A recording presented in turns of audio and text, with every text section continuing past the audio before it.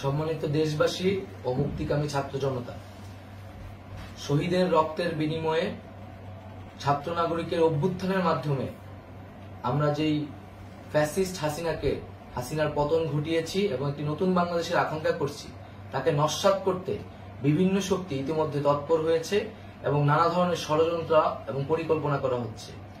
আমরা মুক্তিকামী ছাত্র জনতার পক্ষ থেকে স্পষ্টভাবে বলতে চাচ্ছি যে এই বাংলাদেশকে ফ্যাসিবাদী রেজিম থেকে মুক্ত করার জন্য এবং একটি নতুন বাংলাদেশ, জনগণের বাংলাদেশ প্রতিষ্ঠার জন্য সকল ধরনের ষড়যন্ত্রকে নস্যাৎ করার জন্য, প্রতিহত করার জন্য বাংলাদেশের ছাত্র জনতা কিন্তু সদা প্রস্তুত রয়েছে।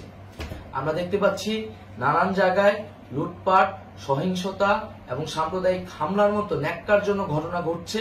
আমরা এর তীব্র নিন্দা জানাচ্ছি এবং আমরা মুক্তিকামী ছাত্র জনতার প্রতি আহ্বান জানাচ্ছি যে এই ধরনের ঘটনাকে প্রতিহত করার জন্য আমাদেরকে প্রস্তুত থাকতে হবে, আমাদেরকে দায়িত্ব নিতে হবে। কেউ যাতে এই আন্দোলনকে নস্যাৎ করার জন্য এই ধরনের ঘটনা ঘটানোর সুযোগ না পায়, সেদিকে আমাদের সদা সতর্ক থাকতে হবে।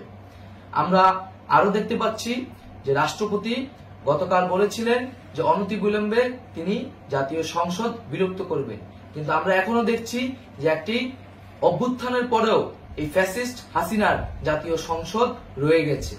তাই আমরা ঘোষণা করছি যে আজ দুপুর ৩টার মধ্যে এই ফ্যাসিস্ট হাসিনার যে জাতীয় সংসদ, সেই সংসদের বিলুপ্তি ঘোষণা করতে হবে। যদি আজ বিকাল ৩টার মধ্যে এই জাতীয় সংসদের বিলুপ্তির ঘোষণা না আসে, তবে আমরা কঠোর কর্মসূচি দিতে বাধ্য থাকব।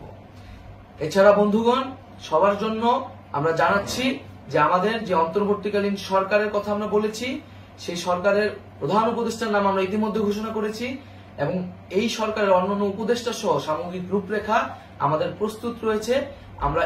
আমরা খুব শীঘ্রই সেই রূপরেখাটি জাতির সামনে উপস্থাপন করব।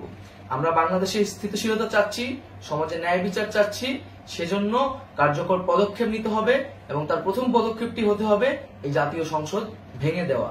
এবং সবার প্রতি আহ্বান থাকবে, আপনারা শান্তিপূর্ণভাবে অবস্থান রাখুন, শান্তিপূর্ণভাবে এবং অহিংসভাবে এবং সকল পরিকল্পনাকে, ষড়যন্ত্রকে নস্যাৎ করার জন্য সদা সতর্ক থাকুন।